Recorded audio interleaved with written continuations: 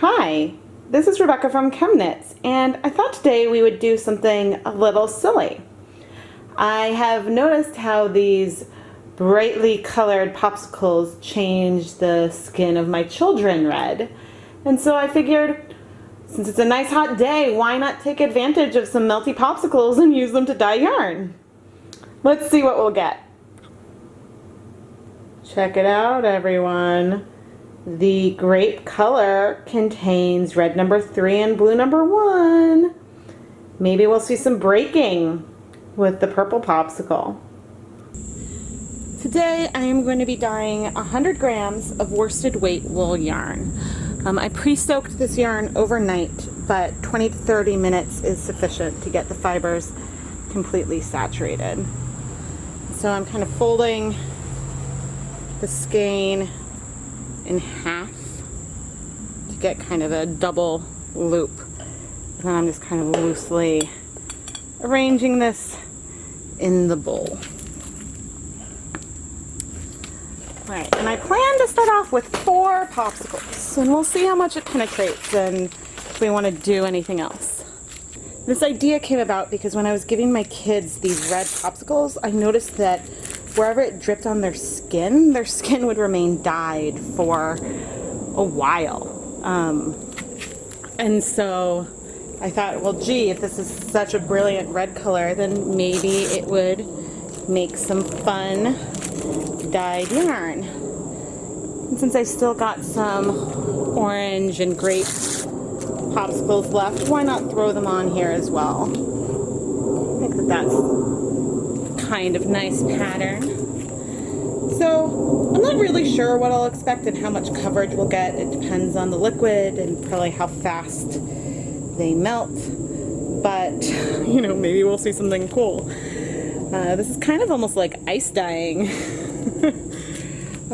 People have asked if I've tried freezing food coloring in ice cubes and then use that to dye yarn. And so right here we've got some approximation of that, right? Right now it's about 12:30 in the afternoon on a very warm September fall day. Here in Massachusetts it is currently 79 degrees out, which is pretty warm for September, but hopefully it'll be perfect for melting these popsicles. 11 minutes have passed since we first added the popsicles, and we are really starting to look melty. The popsicles themselves are pretty stuck to the fiber. If I try to lift them up to peak between the yarn comes with it. But you can see around the red, we're already getting some nice melted spread. And I can't tell if you can really see on the camera because it's really, really bright out. You can see how the popsicles are glistening. And I know that if my kids were holding these, I would be begging them to eat them because of the drips that would be falling down the sides. But I'll come back in a few more minutes and we'll check the progress. 25 minutes in and we are seeing a lot of dye spreading around. It's pretty interesting the way I think these are spreading out on the yarn. The reds are just completely spreading out and probably aren't penetrating too deep, although I don't know. I'm expecting there to be a lot of white patches here. I think I still have another red popsicle, so maybe we'll need to pull that out. It looks like the orange might be dripping down. Well, yes, I can feel the bowl is really cold right here below, so I think that a lot of the melt is dripping down the bowl right here, whereas the melt of the other 3 popsicles is kind of on top of the yarn. But it's kind of fun how far the melt has spread and how far the colors have spread. I hope that we see a lot of this go down further into the yarn and that we don't end up with a totally icky, sticky mess. The one time I tried dyeing yarn using rice, the resulting yarn was so starchy that it wasn't going to really be fun to do as a big technique. It wouldn't be fun to do that on a full skein, but this might actually be pretty interesting. We're now 34 minutes in, and I just had to shoo a fly away from the yarn. I guess this is pretty tempting because it looks pretty delicious. I could remove the sticks now, but I think that there's something kind of cool about seeing the way the colors kind of were distributed around the yarn after all of the rest of the popsicles have melted.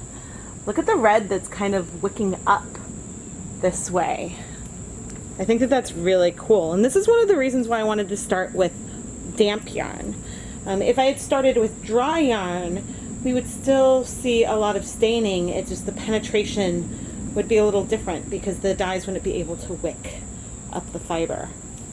But yeah, I'm wondering how much I'm going to need to heat this to get the color to set, or how much is just already set by virtue of sitting in direct sunlight.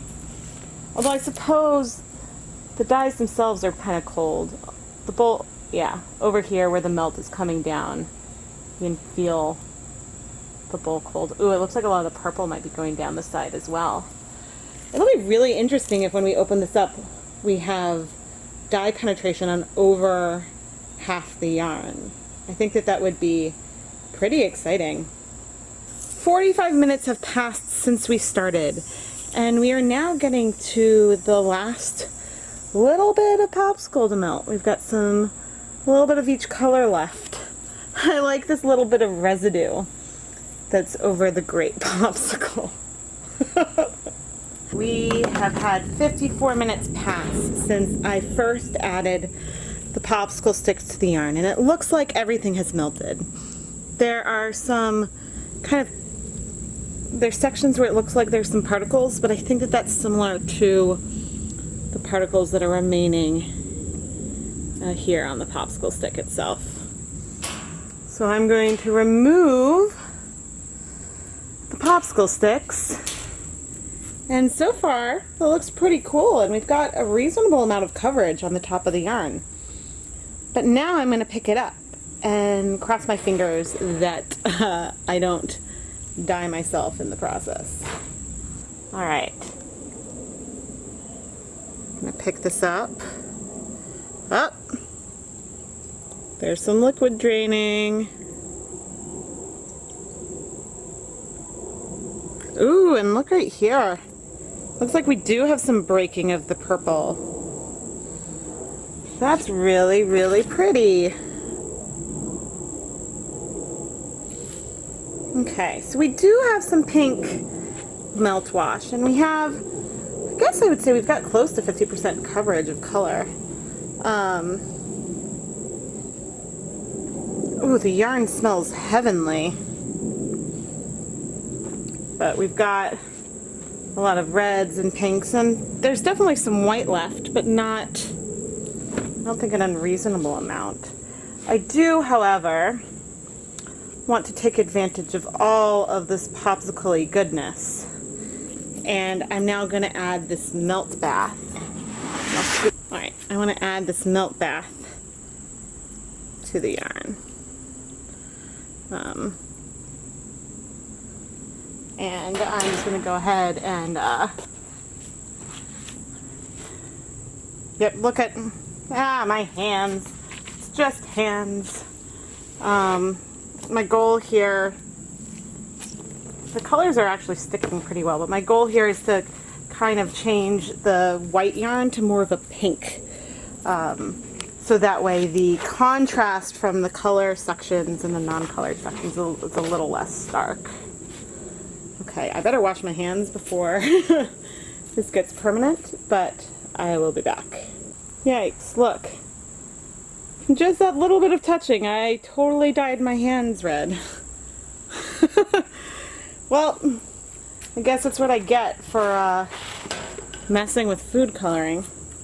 Alright, I'm going to place this yarn carefully back into my bowl and cover it up with just like a silicone microwave thing. And I'm going to microwave this. For 2 different 2-minute intervals, so a total of 4 minutes, or until the yarn is piping hot. And then I'll let it cool completely before we wash it. Alright, it's the moment of truth. The yarn's a bit sticky, but that is to be expected because, popsicles are sticky. And I melted a bunch of popsicles over it. But look at that. We've just dipped the cooled yarn in water, and there is no color to be seen. We shouldn't be horribly surprised given that it is food coloring, and we know food coloring binds well. Although I guess I did make an assumption that there was a reasonable amount of citric acid in the popsicles and that there would be enough for it to dye the yarn okay.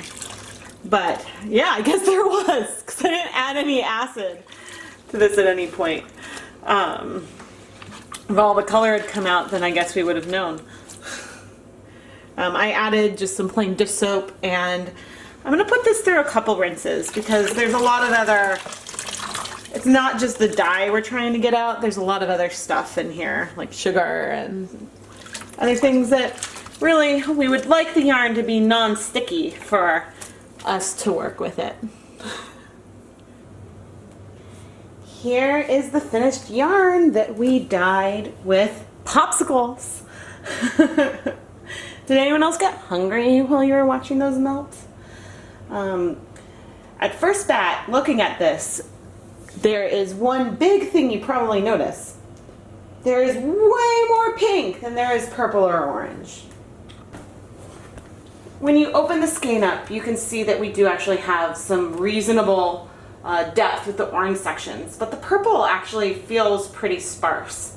So I'm not entirely sure what happened there, because when I rinsed the yarn, it's not like that there was a lot of colors coming out. So I think that there might just be a lot less dye present in the grape flavored popsicle than in the cherry ones. I do think that there's something pretty whimsical about creating this yarn which does actually really have a candy feel to the colors. I think that it's really fun that it was made out of melting popsicles, which really invokes like an image of summer.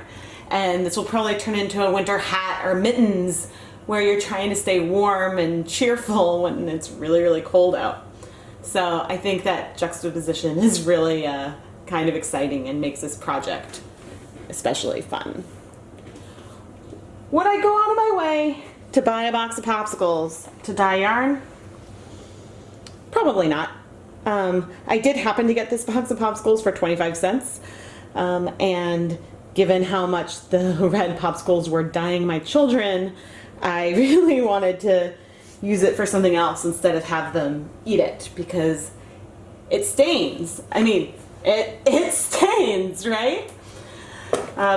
But I think that if you wanted to do some ice dyeing and frozen dyeing, you could make some ice cubes of food coloring with a little bit of vinegar or citric acid, and then put them out on the yarn and get a similar effect without having to start by buying popsicles. I hope that you enjoyed this fun dyeing video. Please make sure that you subscribe to the ChemKnits Tutorials YouTube channel so you can get updates for when I publish a new video or when I live stream. It'll help you stay up to date. I am Rebecca from ChemKnits, and thank you for watching this dyeing video.